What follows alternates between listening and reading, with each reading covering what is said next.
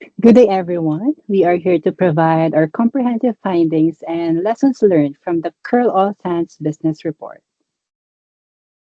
To start with, please meet the members of our team.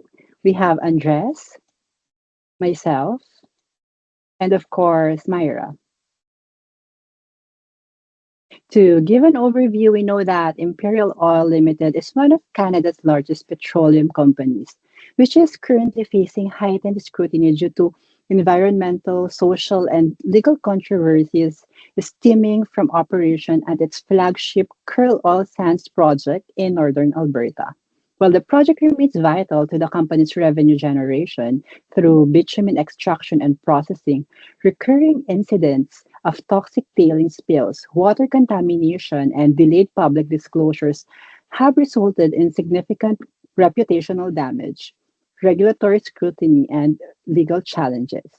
This presentation provides a detailed account of the key findings from the business report and highlights critical lessons learned to guide the company's future strategy. So, to begin with, let's have Myra to discuss the key findings. Myra, over to you.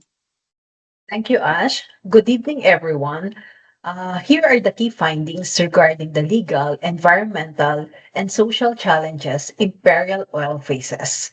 Let's explore the three critical issues impacting the company's operations and reputation.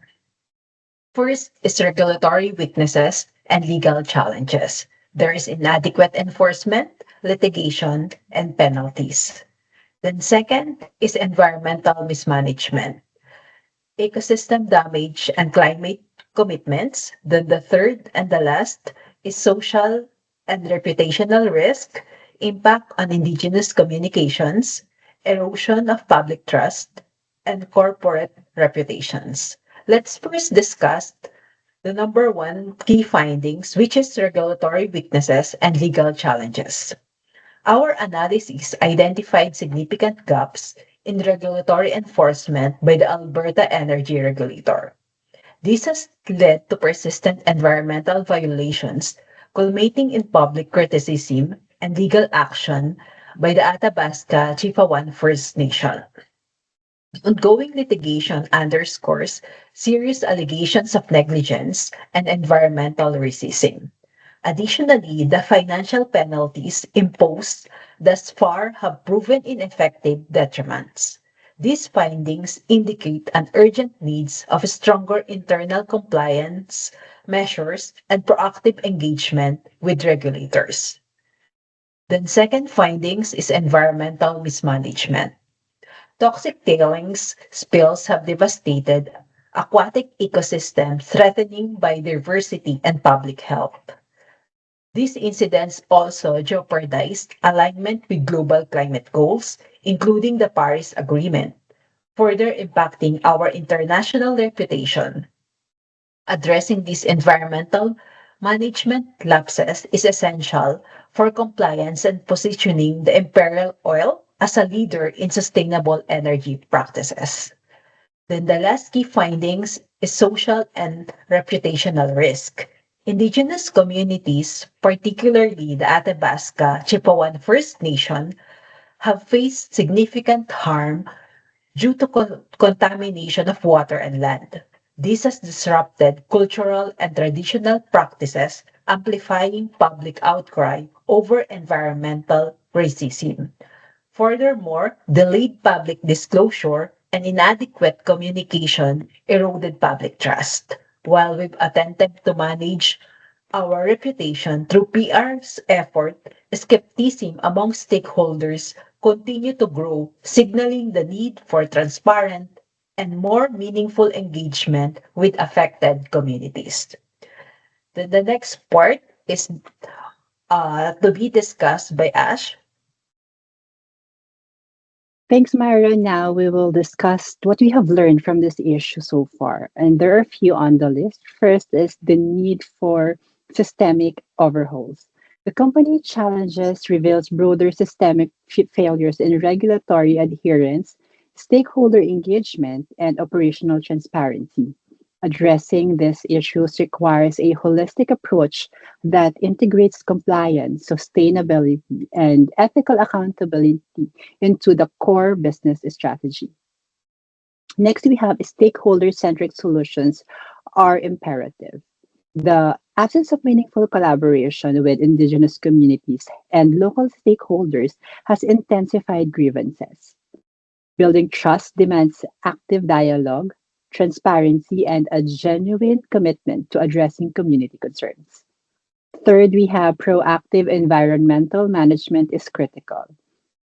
It means reactive measures are insufficient to address ecological risk and public scrutiny. Advanced monitoring systems, sustainable practices, and robust incident management protocols are essential to mitigate future risks. And lastly, reinforcing corporate accountability is non negotiable. Timely and transparent communication about environmental incidents is crucial to restoring public trust. Establishing clear reporting mechanisms and engaging with stakeholders proactively can help rebuild the company's reputation. And to move forward with the recommendations and the next steps, we have Andres. Andres, take it away. Thank you, Ash. Well, according to our analysis, we have some recommendation to address these findings and reposition Imperial Oil as a responsible leader in the energy industry. The following strategy steps are recommended. The first recommendation is to enhance regulatory compliance. In this case, collaborate with federal and provincial regulators to exceed compliance standards and advocate for clear, enforceable guidelines. Also, regular third-party audits should be conducted to ensure environmental and operational regulations adherence. The second recommendation is about implement proactive environmental stewardship. It is necessary to invest in advanced waste management technologies and sustainable practice to prevent ecological harm. In the same way, operational goals should be aligned with national and global climate commitments, such as reducing greenhouse gas emission. The third one is to strengthen stakeholder engagement. In this case, the company will develop a comprehensive stakeholder engagement framework, prioritizing indigenous consultation and community collaboration. In addition, regular town halls and public forums should be hosted to address concerns and foster transparency. The next recommendation is improve transparency and communication. The company should implement or to establish real-time reporting mechanisms for environmental performance and incident management.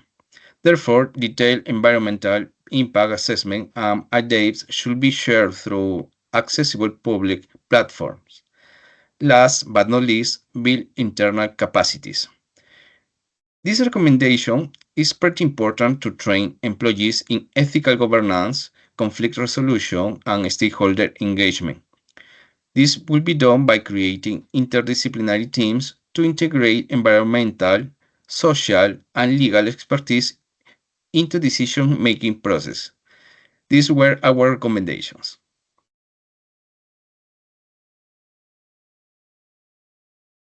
So thank you, Andres, for the detailed recommendation. And to conclude, the challenges at the Kearl Oil Sands project highlights the urgent need for Imperial Oil to rethink its approach to sustainability, stakeholder relationships, and operational transparency.